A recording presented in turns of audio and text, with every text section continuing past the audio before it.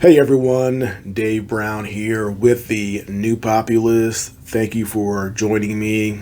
I've been a keen observer of this Russia-Ukraine conflict, and I've had some opinions that run counter to what the mainstream media said. If you see my other videos, I talk about the RAND Corporation back in 2019 discussing how to destabilize Russia. And in another video, I talked about the origin of this war, what the United States has been trying to do to Russia for the past 20 years. During the 1990s, under Yeltsin, we thought that we could sort of absorb Russia into our Western system, which is why we supported Yeltsin, because he was enabling this. But then Putin came into power and reversed everything. He chased the oligarchs out of Russia, and they all fled to England and London. And we've been plotting a way to take down Russia ever since. We helped with the revolution in Georgia. We helped with the revolution in Ukraine. And this war in Ukraine is nothing but a proxy war between the United States and Russia. A war that has been planned and pushed for by the very callous and calculating neoconservatives in the U.S. government, and also the other counterparts in Western Europe and England and Germany as well. But they've wanted to use Ukraine as a battering ram against Russia. We could supply them with arms, but we would not actually put our own troops in harm's way, which is sort of the best of two worlds for the United States. We get our war, but we just have to give weapons, not actual American troops. And this feeds the military-industrial complex, who is making money hand over fist. We take all our old equipment, we ship it to Poland, Poland, yeah, and then it's transferred into Ukraine, paid for by the U.S. taxpayer, and that money goes from the U.S. taxpayer, not to Ukraine, but to all the weapons manufacturers who have are tasked with providing these weapons and then replacing the weapons that we send over there and updating our own reserves. So this is a boon for the military-industrial complex financially, and it also fulfills our quest to take on Russia through proxies like Ukraine without risking our own soldiers. So there was a recent article from the New York Times and also one in Newsweek, which sort of shows how we view Russia and what we want from Russia. And this article talks about a group of people, Russians in Poland, who are a government in absentia, meaning that they view themselves as the real government and that Putin is illegitimate and that Putin needs to be deposed and a new Russian government would come into power and change the country. And I want to read a few excerpts from this New York Times article because it really shows you how we view the Russian people and the Russian government. We are so arrogant in saying that we know better for the Russian people, and that the Russian people are all victims of Vladimir Putin. They don't believe in the war in Ukraine, and they don't support Putin. They're all victims, and they have no patriotism toward their country. And if there are true patriots, then they would be opposing Putin and supporting the West over their own government, which is absolutely ridiculous. And Russia and this government in absentia is not the only example. Remember Juan Guaido, the real president of Venezuela. He was at the State of the Union, and we recognized him and said, "Go Juan Guaido, we support you over Nicolas Maduro. You are the real president, not the other guy." But because of this energy crisis, we started to go, well, okay, we still recognize Mr. Guaido over here, but let's lift some of these sanctions and work with Venezuela because we need some oil right now. So remember when we said that you were illegitimate, Maduro? Well, okay, we kind of think you still are, but we're willing to work with you. And so if you're paying attention, and if you're a third world country, this is more the same for the United States. We do what is in our own interest, not in the interest of the people out there in other countries who we claim to support, who we claim to want to support their democracy and freedom. But the minute it is not useful to do that, we will turn on a dime and do the exact opposite. And that's my problem with our current government in the United States, our current geopolitical foreign policy makers. There is nothing about freedom in it. There's nothing about democracy. It's not a good thing. It's purely done in the interest of the American empire, everything that we do. And if you're Ukrainian and you think that the United States supports you in your freedom, you're mistaken. You're a tool being used, and it's horrible because we see the death toll in Ukraine. We see the infrastructure being destroyed. This was preventable if we had people in the U.S. government who were honest and were willing to not treat Russia like they're our equal in the sense of we're both legitimate countries. You don't even have to like Russia, but they exist and they have power. So if there's a little more fair treatment and less Russophobia, there could have been some sort of dialogue that would perhaps have prevented this war, but that was never our intent. We said from back in 2016 when McCain and Lindsey Graham were in Kiev talking to the Ukrainian military, and they said, we're going back to Washington, D.C. We're going to get you these arms so you guys can go on the offensive. That's what we did. And here we are now with this war in its, 7th to 8th month. Hundreds of thousands of dead on both sides. And it's horrible. And guess what? It's not going to get better anytime soon. The ground will freeze, and Russia will most likely take the infusion of those 300,000 troops and go on a major offensive sometime in December. But back to this New York Times article, I want to read a few parts of it to show you what they want to do to Russia. Russia's current condition, militarized, isolated, corrupt, dominated by the security services, and hemorrhaging talent as hundreds of thousands flee abroad to escape service in a horrific war, is bleak. In hopes of an end to this grim reality, some wait expectantly for Vladimir Putin to leave office, to change the country. However, it is not enough for Mr. Putin to die or step down. Russia's future leaders must dismantle and transform the structures over which he has provided for more than 2 decades. The challenge, to say the least, is daunting. But a group of politicians is devising a plan to meet it. Composed of well-known opposition figures, as well as younger representatives from local and regional governments, the First Congress of People's Deputies of Russia met in Poland in early November. It was the site of early negotiations in the roundtable talks that led to the end of communist rule in Poland, the location being Jablona Palace outside Warsaw. There, over 3 days of intense debate, participants laid out proposals for rebuilding their country. Taken together, they amount to a serious effort to imagine Russia without Mr. Putin. So he's Mr. Putin here. He's not even the president of Russia. But going on to this article, I don't want to read the whole thing. It's a New York Times long, boring article. But what they want to do is rewrite the Russian Constitution and sort of break up the existing Russian Empire. And why would they want to do that? Well, it's very clear. Collectively, they have a strength, but if they can take each part of that Russian Empire and split them off into you have little sections, now you have kind of what we have now in the Eastern Europe with Ukraine and some of these other Eastern European countries that splintered off from the Soviet Union. These are other avenues for the West to get involved in those smaller countries and have their pro-democracy campaigns.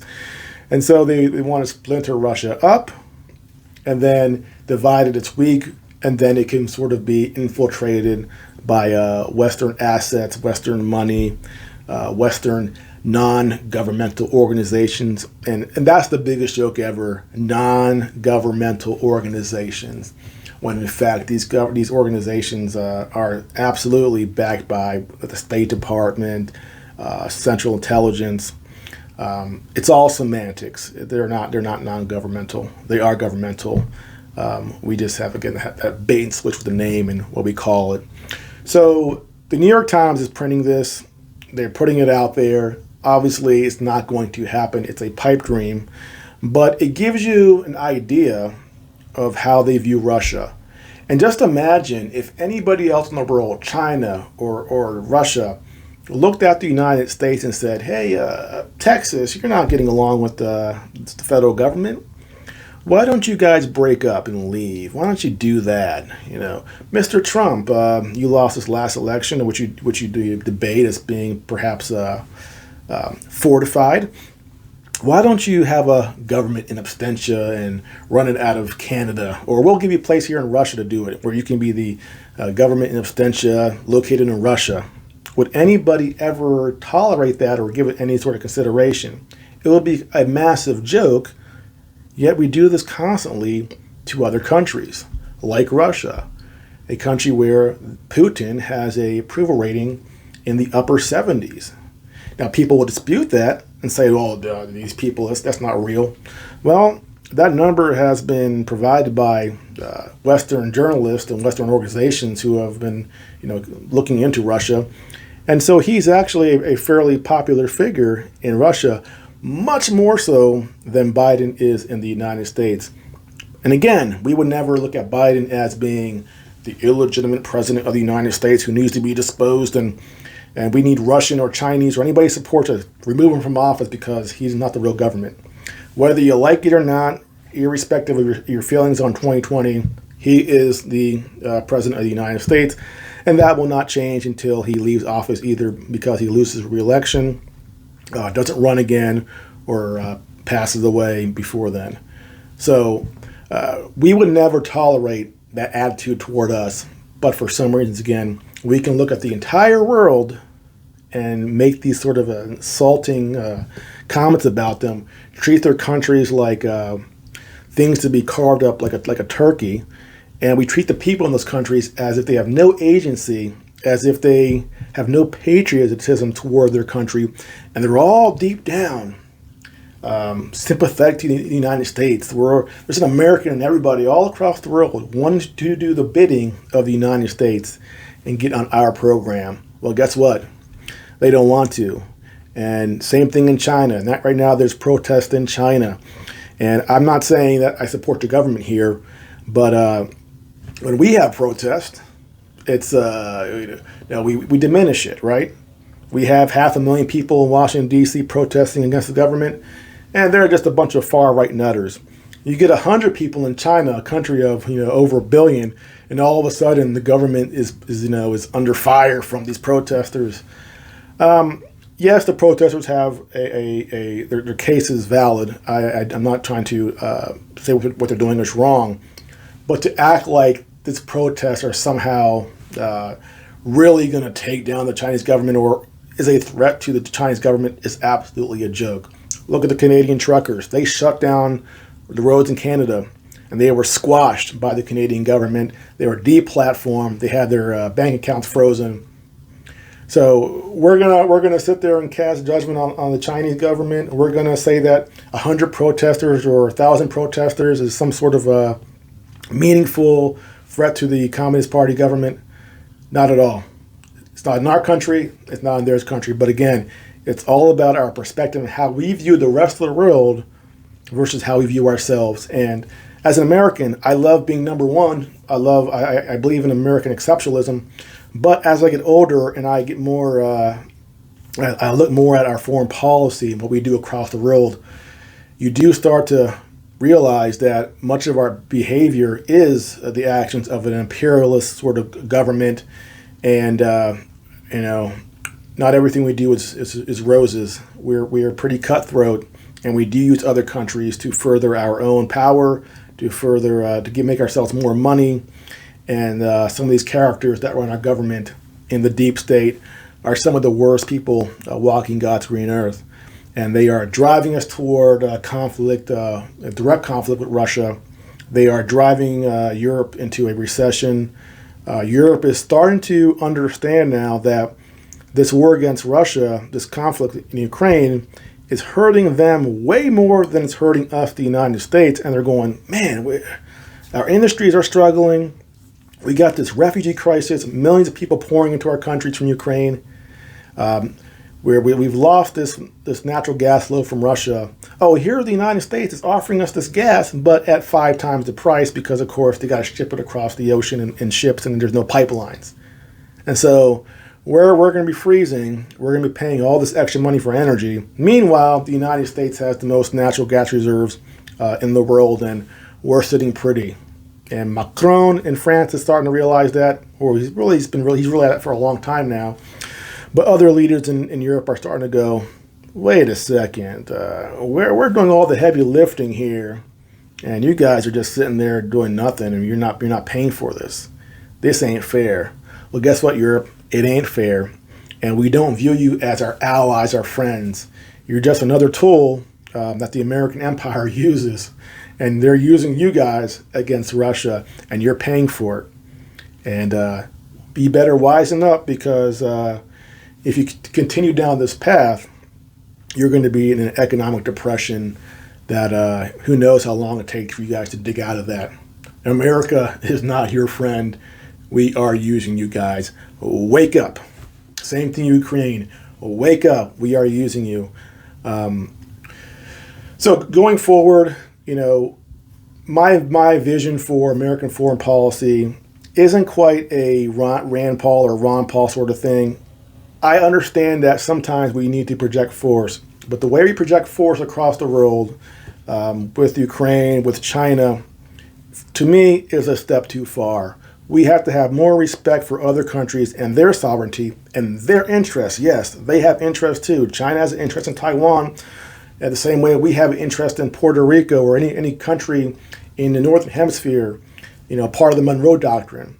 Other countries have a similar Monroe Doctrine, and certainly Russia has one with Ukraine, which they've talked about for decades if we only listened or cared, and apparently we don't.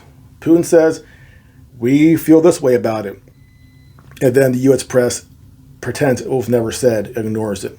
William Burns, the current CIA director, back in 2008, he said when he was Russian ambassador that Ukraine was the red line. If that we pushed there, Russia would invade Ukraine. He said this back 14 years ago. Did anybody listen or care? Nope. Because why? We don't have any respect for other countries. They're simply impediments to our power, and we just look at them as a zero-sum game. If they have any success in the world, somehow that's detrimental to the United States, when it shouldn't be that way. It's not a zero-sum game. Everybody can be prosperous in this world, but not if we look at it that way and treat other countries as nothing more than obstacles or tools or piece on the chessboard in the game of the American empire. And eventually, at some point, all this will backfire and it will all collapse on us. Every great civilization and empire eventually collapses when their hubris, when their lack of respect for the rest of the world, that eventually comes back and crushes you. And I think that America is on that path. And unless we change that path, we are going to be the former great empire of the United States, and we will be contained just to our North American continent, which is not the worst thing. We have all the resources we need. We have 2 oceans to protect us. We're never going to be run over because of our geographical location, but we certainly will lose our prestige in the world, and we'll certainly lose our influence over Africa and Europe, and that void will be replaced by the likes of China, perhaps Russia, India, and other countries. So we are destroying ourselves by our foreign policy, and we need to wake up and realize that sometime soon, because we are getting to that point where the destruction has gone too far, and we will not be able to recover and get back to that a place of strength where we have the influence in the world. That's gone if we're not careful. Well, that's it for now. If you are new to the channel, please like and subscribe, and I'll see you next time.